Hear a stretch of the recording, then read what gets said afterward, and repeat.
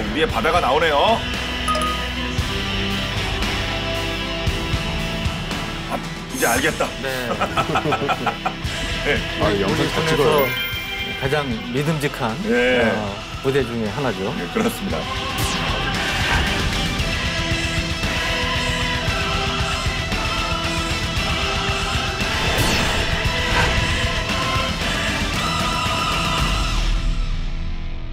해병대는 우리가 짱 먹는 줄 알았는데 이거 삼국지라는 표현이 나올 정도로 이게 서로 대등해지고 있는 그런 상황인가 보죠? 네, 지금 그런 상황이 막 좀 거세게 벌어지고 있죠. 중국이 일단 뭐 강하게 치고 올라오는 거 아니겠습니까? 2만 명대였던 이 해군 육전대를 몇 배나 증강을 했느냐. 무려 5배. 이게 말이 되는 얘기입니까? 대륙 스케일이라고 그러잖아요. 네. 이제 중국다운 이런 이제 모습이라고 볼 수 있는데 사실상 해병대인데 뭐 해병대가 이름 부르진 않죠? 수륙 기동단이라고 합니다. 보면 원래 이제 주일미 해병대하고 굉장히 끈끈한 교류가 많다 보니까 개인 교섭을 받다시피 했다고 보시면 이제 되는 거고요. 아, 해병대면 또 이거죠? 상륙, 돌격, 장갑차부터 한번 따져볼까요? 네. 우리 해병대에 갖고 있는 게 200여 대인데요. 세계에서 미국 빼고는 제일 많이 갖고 있는 거예요. 이게 또 재밌는 게 이제 우리가 이제 수출까지 했는데요. 그래요? 이 필리핀이 이제 아시다시피 섬이 많잖아요. 그리고 지금도 반군하고 계속 게릴라 전쟁하고 있고, 그래서 이 도서 방위력 계획에 따라서 이 상륙 돌격 장갑차 도입을 추진했는데, 여기에 이제 우리가 이 원조 원래 만든 게 BA 시스템스라고 그러지 않습니까? 기술 도입 계약해서 생산했다면서요? 네, 그러니까. 네. 근데 V7A1 하고 붙어가지고 이겼어요. 그러니까 우리가 떠나왔군요. 네. 그러니까 우리가 이제 인도네시아에 잠수함 수출할 때 그렇다고 그러지 않았어요? 우리가 원래 독일에서 기술 배웠는데 네. 독일하고 싸워서 이긴. 네. 그러니까 제자가 사보를 이긴 이제 그런 케이스인데, 이것도 뭐 비슷하다고 볼 수가 있는데, 세계적으로 보면 이러한 이제 AV7A1 생산 라인을 가진 게 미국을 제외하고는 우리나라밖에 없대요. 그래서 그런 점에서 이제 강점이 있었고, 이게 이제 총 600억 원 규모로 계약이 됐는데 2019년 4월에 총 8대를 이제 발주를 해서 납품이 되고 있다고 합니다. 그리고 일본의 경우는 이제 미국제 AV7 장갑차 52대를 이제 갖추고 있다고 합니다. 아니, AAV7이면 아까 우리는 KAAV P7A1 아무튼 AAV7은 똑같은 거 아니에요? 네, 그러니까 같은 모델이에요? 네, 같은 거죠. 네. 같은 거를 일본도 그러니까 우리와 같이 미국 거를 갖다가 도입해서 이제 쓴다고 볼 수가 있는 건데, 2013년부터 제작사가 이제 중고 차량을 갖고 있는데, 이거를 이제 일본에 맞게 약간 개조한 거를 도입을 이제 하고 있는데, 문제는 좀 연식이 오래된 거예요. 30년 이상 사용된 오래된 거다 보니까 일본 이제 국회라든지 이런 데서 이제 비판이 나왔다는 거죠. 이거 뭐 물에 둥둥 떠 있으면 저기 표적이 되는 거 아니냐, 뭐 이런 비판도 나오고 하니까 일본도 정부도 안 되겠다 해가지고 이제 그 상당히 업그레이드하는 이런 계획을 추진하는데, 뭐냐면 미국에서 이제 EFV라는 완전히 새로운 차원의 고성능 수륙양용 장갑차를 개발을 했습니다. 이 물보라만 봐도 좀 상당히 빠르다는 느낌을 주시죠? 뒤에 워터 이거 네, 워터 제트 있고요. 보통 수륙양용 장갑차처럼 가는 게 아니고요.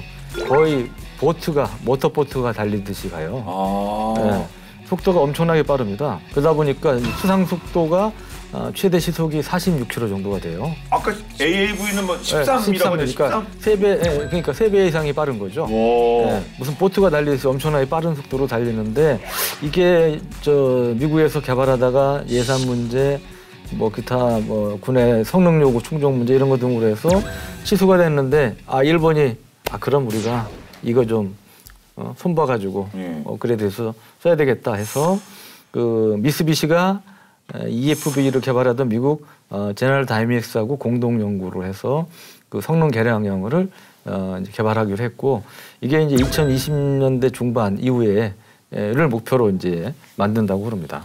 그렇구나. 요거는 멋있게 생기긴 했는데, 요거는 그 자체는 드랍된 그런. 그렇죠. 지금 현재로는 이제 계획 자체는 취소가 됐던. 그렇군요. 그럼 중국도 궁금해지는데, 중국은 뭐 앞서 그 말씀드린 것처럼 막 장비나 이런 거 지원이 빵빵하다고 하니까 막 최신형 나올 것 같은데, 중국 상황은 어떻습니까? JBD-05 양서 보병 전차라는 아 양서류 할 때가 양서인가 보죠? 그런 것 같아요. 개구리 뭐 할 때 이렇게. 예. 네, 중국 이름들 보면 참 좀 재미있죠. 우리 한자적으로 해석을 하면. 네. 요거는 이제 과거의 중국제 장갑차하고 비교해서 가장 빠르고 또 30mm 기관포에 12.7mm 기관총에 대전차 미사일까지 탑재를 해서 화력까지 강한 거고 이미 배치가 이제 된 단계고요. 예. 해외에서는 이제 JBD 2000이라고 부르는데 여기 수출명이 그렇게 되는 거죠. 요거는 이제 2000년에 개발에 착수를 했고 2005년에 제시카가 완료가 됐고 양산은 이제 노린코의 자회사인 후난강루 기계 집단 유한 공사가 관여하고 있고요. 기계 집단 유한 공사라는 이름도 좀 재밌습니다, 그죠? 로봇을 만들어야 될 것 같잖아요. 기계가 모병사단 말 때 그런 기계 의미인가 봅니다. 네. 생산 수량은 대략 1000대 정도? 맞네요. 네, 1000대 이상으로 예. 알려져 있고요. 파도막이 부분이 이제 파도를 헤치는 게 아니고 물을 위에 이렇게 활주할 수 있게 이렇게 각도가 이렇게 물을 좀 타고 올라갈 수 있게 그렇게 돼 있죠. 예. 그리고 이것도 이제 워터제트를 씁니다. 바다에서 그렇죠. 육지로 가면은 이 무한궤도를 쓰고 예. 아 그렇게 되는군요. 이건 이제 뭐 40몇 킬로까지 나오진 않고 수상에서 25km 시속. 예. 그래도 이제 아까 13km 비하면 2배 배네요. 속도니까 차이가 이제 많이 나고요. 근데 중국이 이제 이 JBD 505의 개발 목표를 설정을 했을 때 당시에 이제 미국이 개발 중이던 EFV를 많이 착조를 했대요. 다만 이제 기동성 문제 때문에 이제 99식 전차용으로 개발했던 그 1500마력급의 디젤 엔진을 사용을 하고 있는데 정작 이제 99식 이 중국산 디젤 엔진 거기에 대한 성능 불만이 이제 계속 나오고 있기 때문에 사실은 이 JBD-05도 마찬가지 문제가 있지 않겠느냐 그런 생각이 되고요. 이제 장갑의 이제 무게를 좀 줄이려고 하다 보니까 물에서 빨리 가야 되고 그러다 보니까 미국을 비롯한 서구권처럼 좀 알루미늄 합금을 사용을 하고 있어요. 근데 중국은 원래는 다 강철제 장갑을 사용을 했었거든요. 강철 아변 강판을 사용했었는데 알루미늄으로 이제 장갑을 제작하면은 다 이제 우리 상식적으로 생각할 수 있는 거죠. 무게는 줄일 수 있지만 또 좀 아무래도 강도에 문제가 있을 수 있고 그 다음에 제작 과정에서 용접 기술이라든가 이런 게 되게 어렵고요. 또 부식을 방지하기 위한 기술이 따로 필요한 점들이 있어서 사실은 이걸 다 해냈다는 거는 중국이 장갑 차량 제조 기술이 이제 발달된 걸 보여준 사례라고 할 수도 있습니다. 근데 요거를 이제 지금 4가지 모델이 나오고 있는데 1형은 서구권에서 직접 사격 버전이라고 부르는 모델이고요.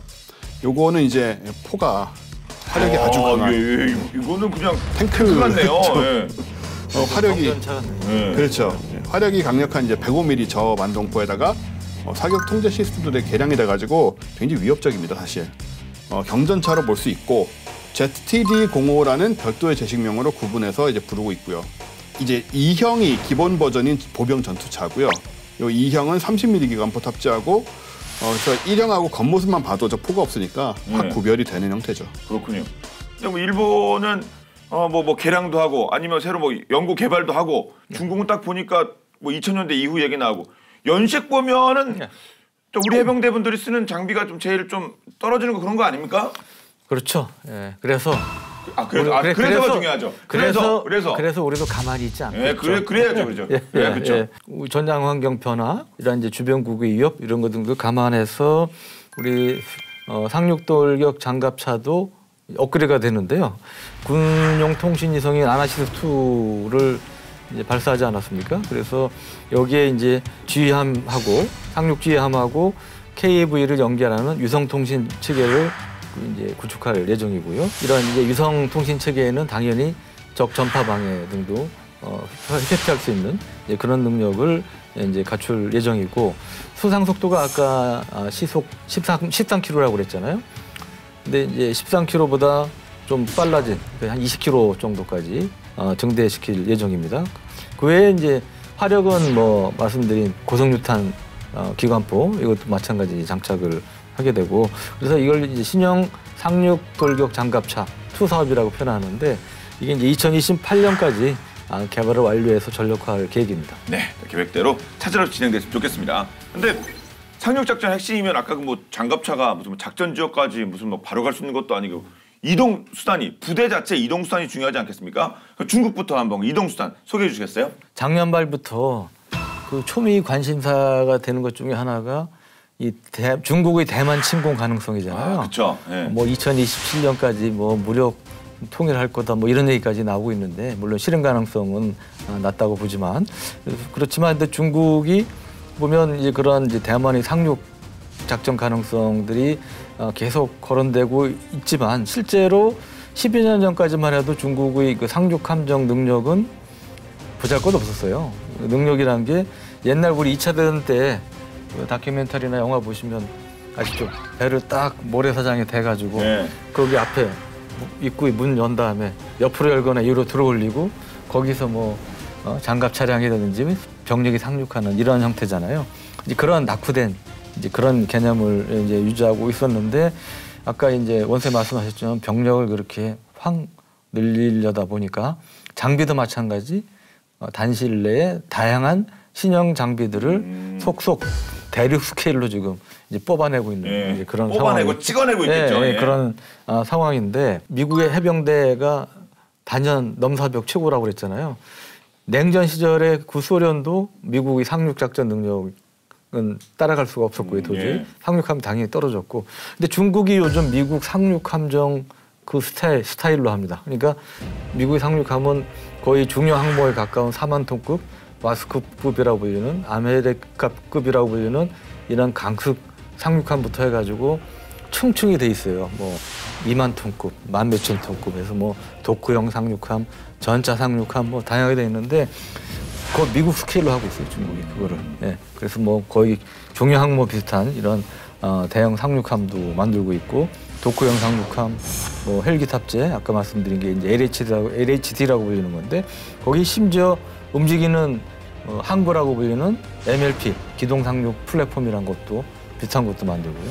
호버크래프트라고 불리는 공기부양정 이건 당연히 뭐 전에부터 이제 갖고 있었고 그래서 이 모든 영역에서 미국 우리 흔히 이야기하는 따라쟁이를 하고 있다. 말씀드릴 수 있고요. 그 중에 이제 특기할 만한 게 H-1238로 명명된 이 바로 기동 상륙 플랫폼 상륙함인데요. 여기 싣고 있는 게 이게 세계에서 제일 큰 공기부양정입니다. 이게 러시아에서 이제 도입하고 이런 건데 이거를 싣고 이렇게 이동할 정도의 상당히 큰 대형 이제 함정인데 이게 미국의 이제 MLP라고 있어요. 모바일 랜딩 플랫폼이라고 불리는 아까 움직이는 항구라고 그랬죠. 여기에서 이제 온갖 말씀드린 뭐 공기부양정 포함해서 상륙함정, 그다음에 여러 가지 장비들을 발진시킬 수 있는 이런 건데 이 개념은 뭐냐면 노르망디 상륙작전도 보면 그때는 이런 장비가 없으니까 인공 부두 같은 걸 만들었어요.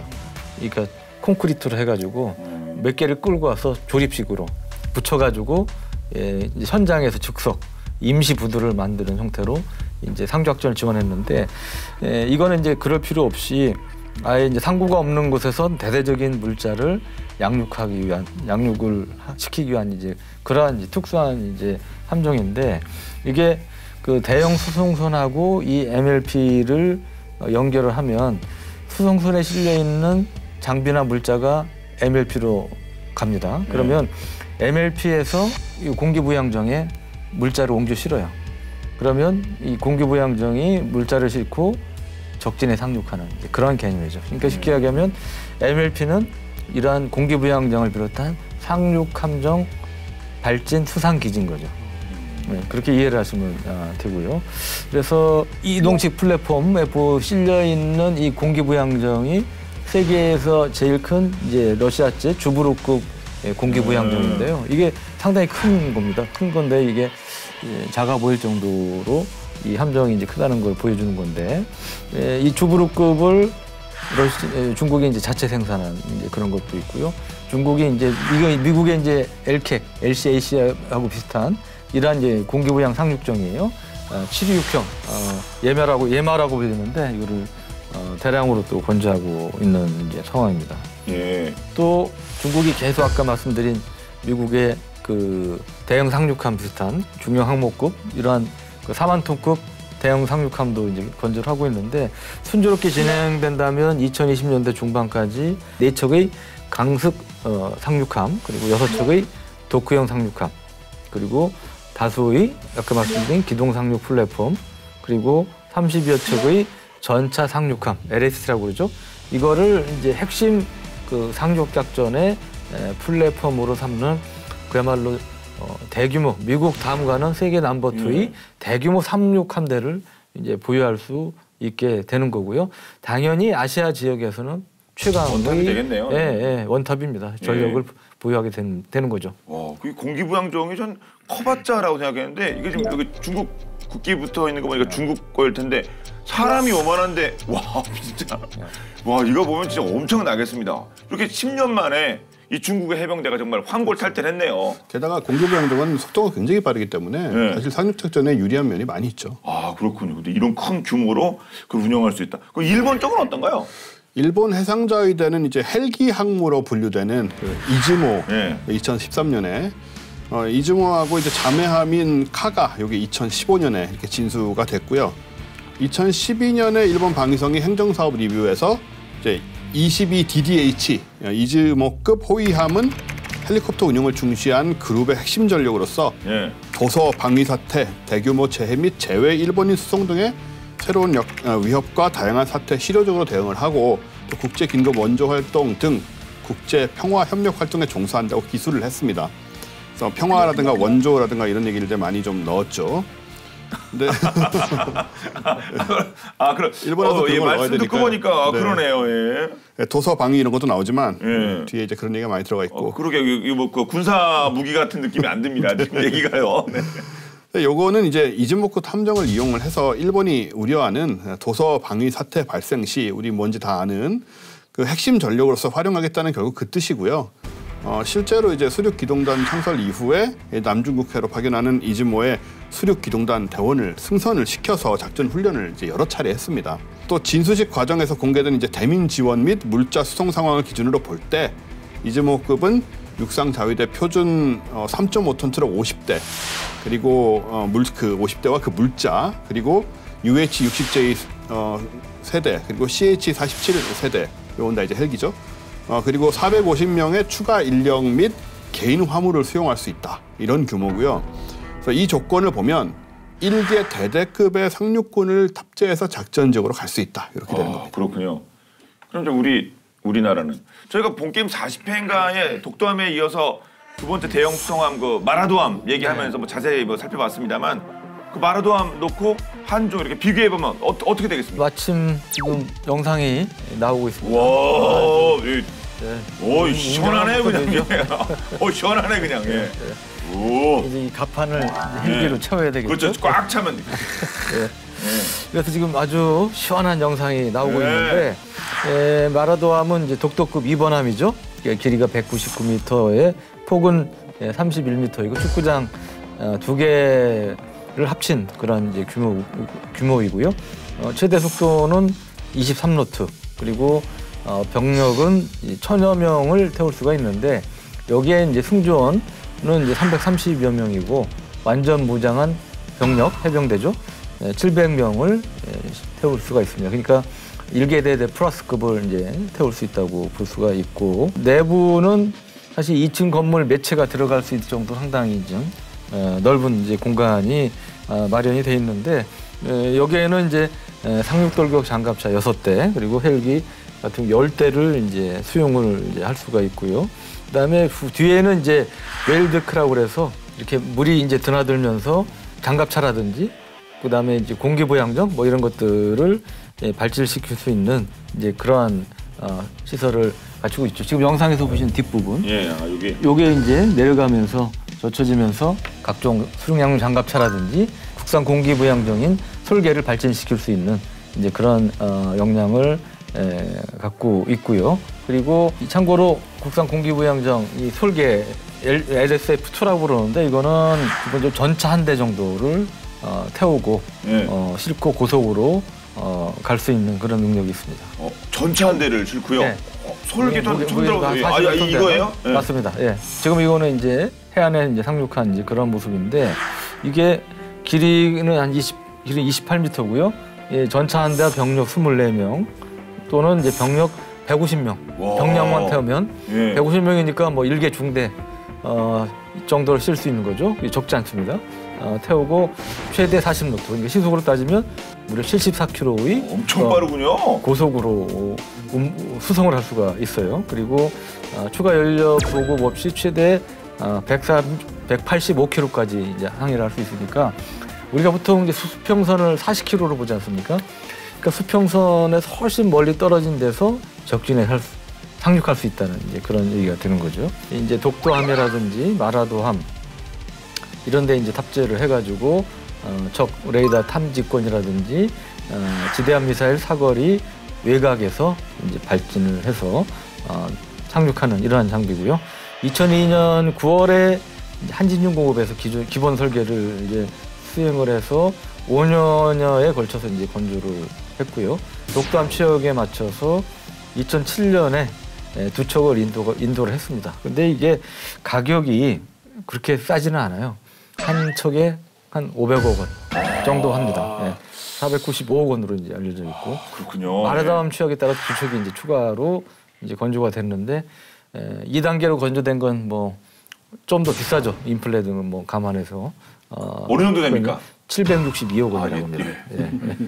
해야죠. 필요한데 해야죠. 네. 그리고 2019년 12월에는 후속함인 5에서 8번 함까지로 이제 건조 계약이 체결됐다고 합니다. 근데 이게 공기부양정이 사실 쉽지가 않아요. 그래서 이게 좀 뭐한 얘기지만 훈련하거나 이럴 때 뭐 시범 보일 때 이게 고장이 나가지고 조금 민망한 적도 있고 그랬는데 하여간 계속 이제 그런 걸 통해서 성능 보완을 하고 있는 것으로 그렇게 알고 있습니다.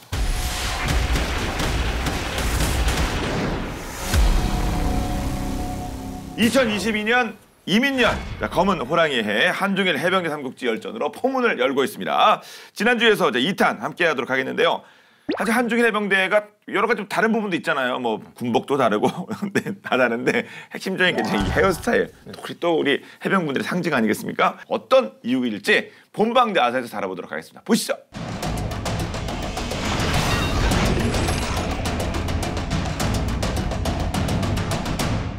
(1990년에) 발매된 이병열차 안에서라는 노래에는 이런 가사가 나옵니다.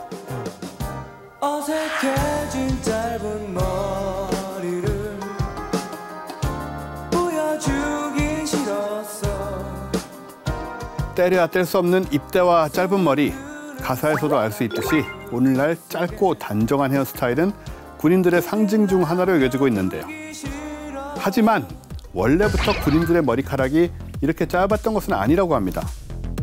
머리빨이라는 신조어까지 등장하는 와중에 어쩌다 군인들의 머리카락은 이렇게 짧아지게 됐을까요? 그리고 그 중에서도 해병대의 머리카락이 더 짧을 수밖에 없는 이유는 무엇일지 그 사연 본방야사에서 확인하시죠.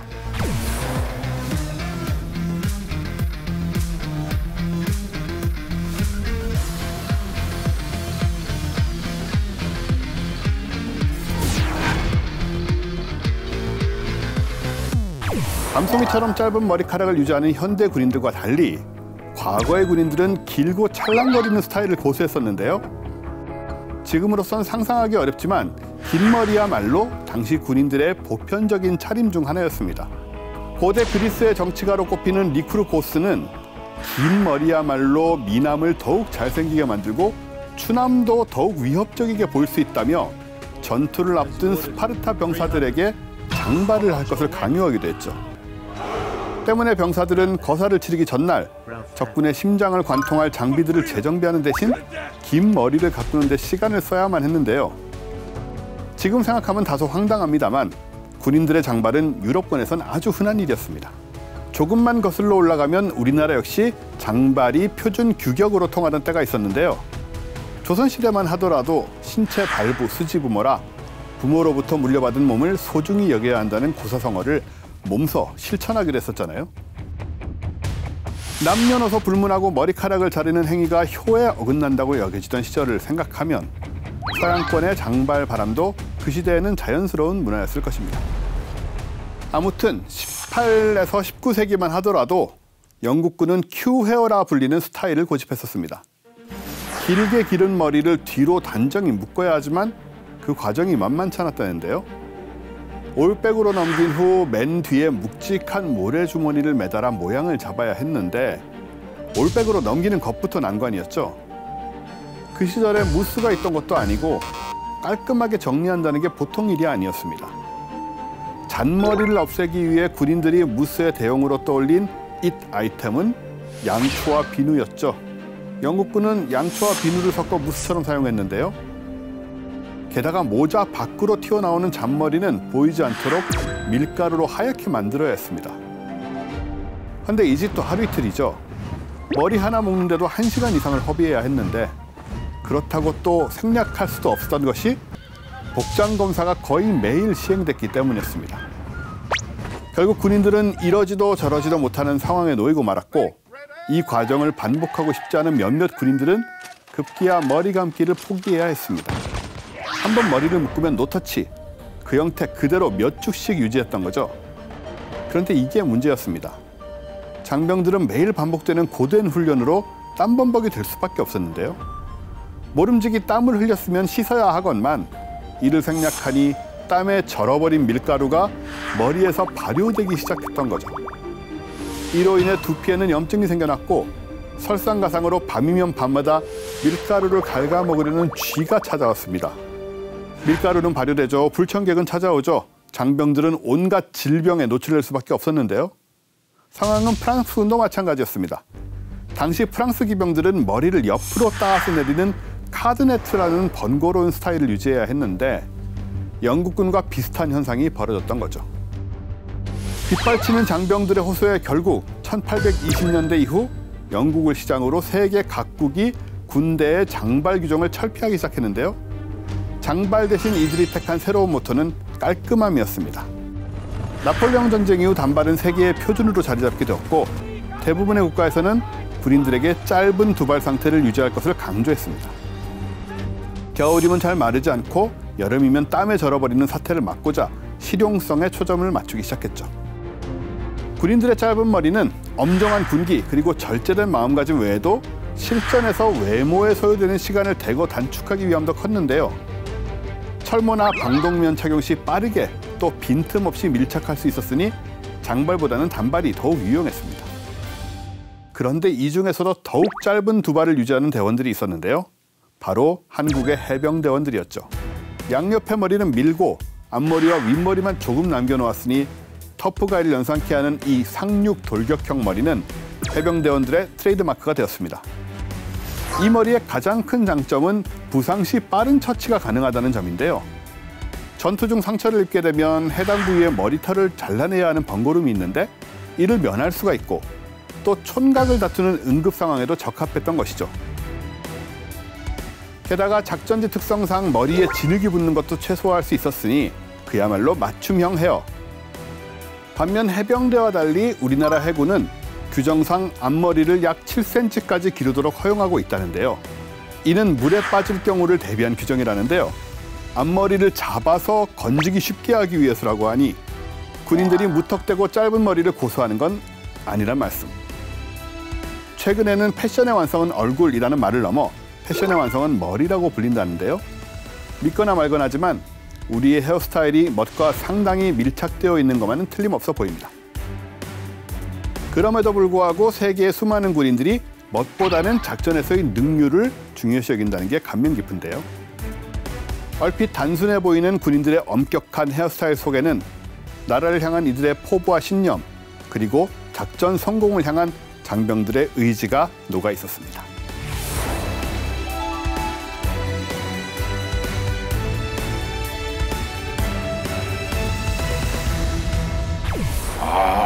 저도 이렇게 군대 가기 전에 이 머리 깎은 생각이 나는데 전 군대 가기 전에 한번 제대로 길러본다고 제가 얼굴도 긴 편인데 앞머리 여기까지 길렀어요. 솔직히. 앞머리 여기까지 길렀어요. 정말요? 예, 그래서 거의 지금 원쌤보다 앞머리는 더 길었을 것 같아요. 앞머리 이렇게 해서 뒷머리가 아니고. 예, 앞머리만 이렇게. 그래서 탁구 칠 때 이렇게 머리 자꾸 쳤어요. 이렇게 헤어스타일은 이 군인분들한테 정말 중요한데 그렇죠. 그 생각이 나네요. 예. 저도 이제 머리를 깎으려고 해도 네. 이제 너무 이 머리로 익숙해져가지고요. 짤은 못 알아볼 거라고 그러더라고요, 사람들이. 사람들이. 그래서 아예 건드리지 못하고 있습니다. 죽을 때까지 이 머리를 쓸 것 같아요. 머리 자르시면 저 본 게임 시청률 떨어질 것 같아요. 저 사람 누구냐 이러면서. 또 모르는 거 아닙니까? 네, 복구하려면 시간이 오래 걸리는구나. 네. 네. 그래서 보면 이 장병들 사이에서 이제 머리에 힘을 주고 싶은 날에 뭐 이제 하는 헤어스타일이 몇 개 있다고 네. 그러죠. 투블럭, 뭐 모이칸 다우폼, 뭐 이런 것들이 이제 군인 같지만 미묘하게 뭐 군인 같아 보이지 않는 뭐 스타일이 인기라고 하네요. 네. 네. 요즘 또 바버샵이라고 이렇게 그 남성 이게 그 이용원이 좀 인기라고 하는데 이렇게 좀 신경 많이 써주셨으면 좋겠습니다, 우리 장병들. 네, 좀 든든한데요. 자, 다시 한번 이제 우리 주제로 돌아가서 우리 해병대 항공단 창설에서 알 수 있듯이 상륙 장갑차로 상징되던 해병대가 분명히 변화하고 있습니다. 자, 일본의 항공 전력도 한번 살펴봐야 될 것 같습니다. 일본은 그 중기 방위계, 그러니까 2019년부터 2023년까지 이걸 수립을 하면서 F-35B 스텔스 전투기를 이제 42대를 도입한다고 결정을 했는데, 요건 이제 미 해병대용으로 원래 개발이 돼서 수직 이착륙이 되는 거잖아요. 강습 상륙하면서 기존의 이제 F-35A 스텔스 전투기 이제 105대 요거까지 합하면 총 147대의 스텔스 전투기를 보유를 하게 되는 거거든요. 특히 이제 수륙 기동단은 이제 중형 헬기 CH-47J 세대하고 미국의 동맹국 가운데는 처음으로 틸트 로토 수송기인 MB-22 오스프리를 16대를 도입해서 운영할 계획입니다. 우리 오스프리 전에 얘기했었지만은 이제 회전축과 면을 직접 기울여서 이제 수직 상태에서는 헬리콥터처럼 수직 이착륙이 되고 올라가서는 이제 다시 고정익기처럼 돌려가지고 고속 비행을 하는 그런 방식이잖아요. 요건 이제 앞으로 가고 있는 모습이고, 이럴 때는 뭐 일반 저 프로펠러기랑 별 달라 보이지 않죠, 그다지. 내릴 때는 이제 이렇게 돌려가지고 이렇게 내리고 오르고 호버링도 가능하고. 근데 진짜 신기하긴 해요, 이거. 신기하고 기술이 굉장히 어렵죠. 공중에서 저걸 돌려야 되니까. 사고도 많이 났죠. 그렇죠. 과부제죽이라는 별명도 없고. 저거 돌리다가 순식간에 뭐 중심을 잃고 할 가능성이 굉장히 크거든요. 여하튼 이제 이거를 이제 도입을 하게 됐고요. 미 해병의 CH-46 시나이트 헬기의 전투 행동 반경이 296km인데 반해서 이 오스프리 작전 반경은 722km나 되기 때문에 그리고 항속거리도 3,590km나 됩니다. 헬기가 아닙니다, 사실은. 그런 거 보면. 그래서 클래스가 완전히 다르고, 그리고 이제 속도도 시속 550km나 낼 수 있으니까 여기에 24명의 해병대원을 싣고 불과 5분 만에 사실은 해안까지 수송할 수가 있죠. 완전히 엄청나게 먼 곳에서부터 와도. 그래서 이걸 16대를 쓴다는 얘기는 수륙기동단이 최대 408명의 병력을 눈 깜짝할 사이에 사실상 동북아 어느 곳이라도 투입할 수 있다. 이런 전력을 갖추게 된 겁니다. 그런 부분은 뭐 상당하긴 합니다. 그럼 중국 쪽은 또 어떨까요? 그러니까 그거 저 얘기 전에 여담 하나 드리자면 저 작년에 이제 해병대 항공단 창설 그 세미나 갔다고 그랬잖아요. 그때 이제 얘기 들어보니까 우리 해병대도 단기는 아니고 중장기적으로 이런 오스프리와 같은 수직 이착륙 항공기를 도입하려는 그 계획을 갖고 있더라고요.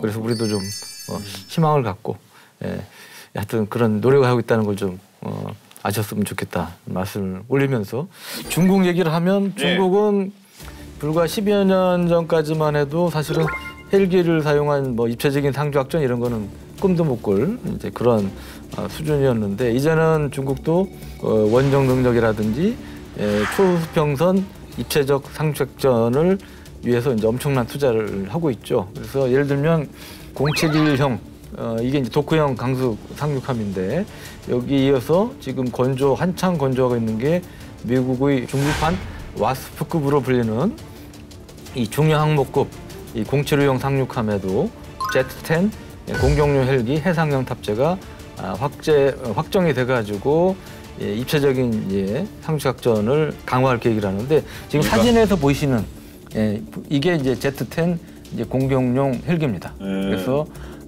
양쪽에 이제 로켓탄이라든지 뭐 각종 미사일을 장착할 수 있는, 기수 부분에 이제 기관포를 장착하고 있고요. 그런 건데, 이 Z-10 헬기는 이제 정어항공공업공사가 러시아 이제 까모프와 공동으로 개발해서 2003년에 첫 비행에 성공을 했고, 중국 육군하고 해병대 헬기로 사용을 이제 하고 있고요. 이게 철보다 무려 200배나 강한 이 금속이 있다는데요. 그라핀이라고 들어보셨어요?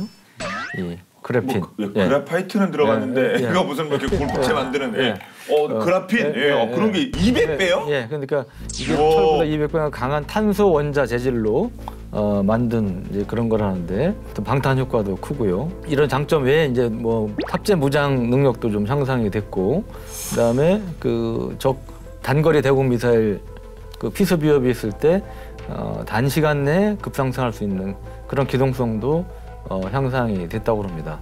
그런데 이제 중국이 이제 전투기도 그렇고 헬기도 이제 가장 큰 문제의 하나는 이 엔진하고 전투 체계의 문제인데요. 미국 등 서방 선진국들이 갖고 있는 각종 센서하고 무장관을 연결하는 우리가 이제 허드라고 헤드업 디스플레이 있죠. 요즘 자동차에도 이제 쓰지 않습니까? 그 헬멧 자동 시연기, 전시기 성능이 부족해가지고 운항 시에는 눈으로 보는 거하고 적외선 장비에 이제 의존을 이제 하고 있다고 그러고요.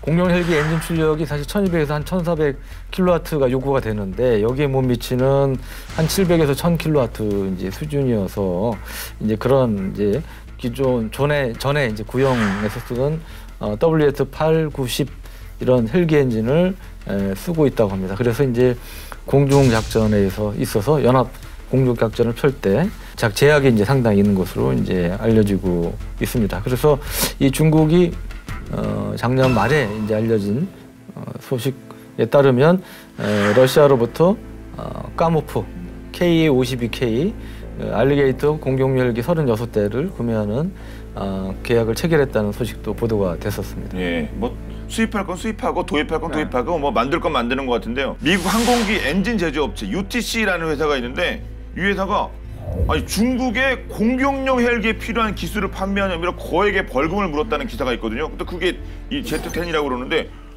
이거 큰일 나는 거 아닙니까? 미국과 중국이 엄청나게 대립 중에 있는데요. 이게 조금 미묘한 얘기긴 한데요. 네. 미국이 이제 1989년에 그 천안문 광장 진압 그때 사태 이후로 중국의 뭐 헬리콥터를 비롯한 모든 방산 물자 수출을 금지를 하고 있는데요. 엄청 오래됐군요. 오래됐죠. 미국 법무부가 6년간 조사한 결과 UTC, 유나이티드 테크놀로지죠. UTC 계열사가 중국 최초의 공룡 헬리콥터에 장착된 민수용 엔진을 군용으로 전환할 수 있는 엔진 컨트롤 소프트웨어를 판매한 것으로 밝혀졌다고 해요. 앞서 유 기자님이 그 엔진 출력 말씀하셨잖아요. 근데 딱 그거네요. 그래서 이제 이게 참 미묘한데 UTC 계열사인 프렛 앤 위트니 캐나다에 있는 회사인 것 같아요. 계열사지만 측이 중국이 공격 헬기 개발과 동시에 진행하는 20억 달러 규모의 민수용 헬기 단독 엔진 공급 업체로 지정될 수 있다는 약속을 받고 거기에 넘어가서 엔진 소프트웨어 판매가 사실은 미국의 수출 통제법을 위반할 수 있는데 그거를 슬쩍 좀 무시하고 한 것 같아요. 아니면 뭐 이렇게 괜찮지 않을까라고 생각을 했던가. 근데 이제 결국은 어떻게 됐냐면은 중국이 이제 민간 헬기 개발 계획을 공개 입찰로 전환을 해버리고 프렛 앤 휘트가 공급할 수 있는 것보다 대형 엔진을 요구하는 바람에 프렛 앤 휘트가 사업 참여를 결국 2006년 6월에 포기를 하게 됩니다. 팽을 당한 거죠. 그래서 팽은 당하고 결국 UTC는 벌금을 2,070만 달러에 달하는 벌금을 미국 법무부에 물어야 되고 5,500만 달러는 국무부에 물어야 한다라는 상황이 돼서 참 이익도 보지 못한 경우가 돼버렸죠. 그러네요. 그리고 뭐 미국 입장에서는 뭐 큰 위협이 될 수 있을 만한 그런 일이 있었네요. 그래서 공격 헬기에 이런 것들을 넘겨요. 그런데 최근에 또 아덱스에서 실물기 규모의 상륙 공격 헬기와 유무인 복합체계 멈티가 전시됐다.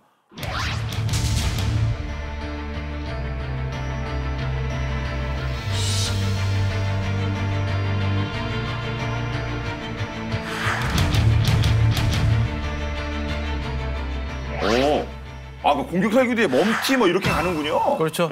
우리 전에 이제 멈티 얘기 한번 자세히 다룬 적 있지 않습니까? 그래서 작년에 이제 그 실물 이게 모형이 아니고 실물입니다. 실물 마리논을 개조해서 만든 건데 앞에는 이제 20mm 기관포 이게 이제 LH 소형 분장 헬기가 쓰고 있는 것과 같은 거고요. 양 옆에 미사일들이 달려 있어요. 여기 보면 이 국산 공대진 미사일 천검이라고 있습니다. 뭐 그런 것들을 비롯한 그 단거리 미사일들을 장착을 하고 이 멈티 핵심은 무인기를 운용해야 되잖아요. 무인기는 어디 있냐? 이게 무인기입니다. 이게. 여기 예, 그러니까 옆에 있는 그 무인기가 여기에서 발진이 되는 거예요. 옆에서. 여기다 발진해서 이제 항공에서 같이 떠 있는 그런 그림이군요, 그렇죠. 이게. 그래서 처음으로 이 마리노 무장용, 그러니까 상륙 공격 헬기도 이 멈티 개념을 적용해서 만들겠다 이런 것을 작년에 그 아덱스 전시회에서 이제 카이가 공개를 했었죠. 그렇군요. 멈티. 이거 잘 만들면 정말 든든해질 것 같습니다. 그리고 사실 중국과 일본, 일본의 해병대 이거 만들고 이런 내용하면서 타겟은 역시 센가쿠 그런 말씀드렸는데, 예. 자, 그러면 진짜 중국과 일본이 이렇게 군비를 증가하는 상황에서 만약에 가상 시나리오입니다만 맞닥뜨린다면 이거 어떻게 진행되는 거예요? 네, 그 일본이 사실 센카쿠 열도를 실효적으로 지배하고 있잖아요. 네. 예. 그래서 일본은 이제 센카쿠 열도에서 중국과 하고 이제 무력 충돌이 벌어지면 중국군이 일단 단실 내에 점령할 수 있을 걸로 봐요. 왜냐하면 거기에는 일본이 거기 센카쿠 열대에 강력한 무장을 병력들을 배치해 놓은 그런 상황이 아니기 때문에 그래서 일단 점령이 된다면 이게 가급적 점령 당하기 전에 그 신속하게 수륙기단단을 파병을 해서 막거나 아니면 최악의 경우 탈취를 당하면 최단실 내에 탈환하는 이제 그런 쪽에 초점을 맞추고 있는 거죠. 근데 현실적으로 보면 아마 사전에 막기는 쉽지 않을 걸로 보여지고요. 그래서 이제 보통 이제 탈환 훈련한다고 이제 보통 표현을 하는데 그런 형태의 이제 훈련들을 많이 하고 있는 것 같습니다. 물론 이제 중국이 사전에 점령할 듯한 액션이 감지가 되면 거기에 이제 일본은 물론이고 미국도 같이 연합해서 대응을 할 수 있겠죠. 예. 근데 유사시에 정말 미국의 입장이 정말 중요할 것 같은데 만약 점령이 돼서 탈환을 해야 되는 상황에 일본 입장에서 그런 상황에서 미국이 어떤 입장을 취할까요? 진짜 군사적으로 도와줄까 아니면 또 경제 제재하나요? 어떻게 하죠? 미국이 이제 사실 센카쿠 열도가 미일 안보조약 5조의 적용 대상이긴 하거든요. 근데 중일 간 영토 분쟁에는 신중할 수밖에 없는 게 미국이 1971년에 오키나와 반환 조약에 따라서 이제 센카쿠 열도를 이양할 때 일본의 주권이 아니고 시정권만을 인정을 했어요. 이건 이제 대충 비슷하게 얘기하자면은 소유권은 안 주고 통치권만 줬다 이런 식의 느낌 같은 거죠. 상권을 이렇게 운영할 수 있게 그게 시정권이라고 하다만요. 그래서 이제 이 부분 때문에 미국은 사실 중립적인 입장을 가질 수밖에 없는 좀 상태가 있습니다. 중립적인 입장이라면 그러면 그런 일이 없어야겠습니다만 어떤 무력 충돌 시 무슨 일이 생길지 모르겠네요. 미국이 끼어들기가 조금 어렵죠. 그렇군요. 그럼 이렇게 일본과 중국이 이런 해병 전력을 갖고 있는 것만으로도 근데 하여튼 미국 빼고 우리 입장에서도 일단 엄청 껄끄럽긴 해요 지금. 네, 그러니까 지금 우선 중국 해군 육전대가 그 산둥반도 여러 항구에서 한반도 유사시를 상정한 이러한 이제 대규모 상륙 훈련을 실시한 적이 있고요. 당시에 이제 한반도 유사시에 투입될 77여단이 훈련에 이제 참가를 한 것으로 그렇게 알려지고 있습니다. 그리고 이 중국 해군 육전대의 이런 어떤 사정권에는 남중국해와 동중국해뿐 아니고 한반도도 들어있다는 것을 이제 보여주는 것이기 때문에 우리 입장에서는 상당히 껄끄럽고 신경을 떠야 되는 이제 그러한 부분이고요. 또 일본의 경우를 보면 일본이 이제 훈련을 하는 탈환 작전을 하는 그런 대상에 그게 이제 2도라고 표현하는데 여기에는 독도가 포함되어 있다는 얘기를 한 적은 없지만 우리 입장에서는 이제 그럴 가능성에도 대비를 해야 된다 이런 이제 지적들이 적지가 않죠. 중국 입장입니다만 한반도 유사시를 가정한 훈련 그리고 일본의 2도가 도대체 뭘 얘기하는 거냐 이런 거 들으면서 완전히 좀 이렇게 긴장이 되긴 하는데요. 자, 끝으로 변론적으로 한 말씀씩 부탁드리도록 하겠습니다. 일단은 우리나라 해병대 위상이 미국 2위였는데 지금 뭔가 좀 주변이 확 올라오는 분위기가 있어서 불편한 느낌이 없잖아 있는데요. 결국은 우리 옛날에 해병대 그 장비 문제도 있었고 했는데 결국 이제 장비를 강화하고 자주 국방이죠. 우리 힘으로 뭔가 해야죠 또. 사실 이상적으로 서로 군축할 수 있으면 참 좋겠으나 아, 그게 좋죠. 서로 키우는 것보다 서로 줄이는 게 낫죠. 그게 이상적이긴 한데 현실은 그렇지 않기 때문에 네. 결국은 우리 해병대에 더 많은 투자를 하고 더 발전시키는 것 외에는 방법이 없죠. 네. 그러니까 우리 지금 해병대가 사실은 그 동안에 보면 이제 정신 뭐 장비 무기보다는 정신으로 버티자. 악으로 깡으로. 예. 이제 그런 컨셉이었잖아요. 근데 이제는 이제 그런 시대는 물론 해병은 필요하지만 이제 그것만으로 될 수 있는 시대는 갔다. 그리고 특히 이제 북한을 상징한 이런 한반도 전면전 그런 상황 외에 이제 오늘의 주제인 중국, 일본 주변국의 그런 움직임을 봤을 때 우리 해병대에도 질적인 이 업그레이드가 필요하고요. 그런 면에서 인식과 발상의 전환이 필요하고 역시 또 제일 중요한 건 이 정부 그다음에 군 차원의 관심과 지원 아니겠습니까? 네. 예, 그런 것이 상당히 필요한 때다고 말씀드리고 싶습니다. 그렇습니다. 오늘 본게임 여기까지입니다. 저희 본게임은 국방TV 앱을 통해서 언제든지 시청하실 수 있으니까요. 많은 활용 부탁드리겠습니다. 다음 주 더욱더 화끈한 내용으로 돌아올게요. 지금까지 저희는 본게임 2의 지였습니다. 고맙습니다. 네. 그렇습니다. 한반도 유사시를 가정한 대규모 상륙훈련 이게 뭐 어떤 건지는 모르겠습니다만 좀 쭈뼛하네요. 우리도 그렇게 하면 안 돼요? 중국 유사시를 일본 유사시를 대비한 우리가 그러면 뭐라 그러겠죠? 왜 못하나 우리는? 그러니까 일본은 보면 특히 이제 센카쿠나 이런 걸 염두에 두고 있다는 것이 이제 드러나는데.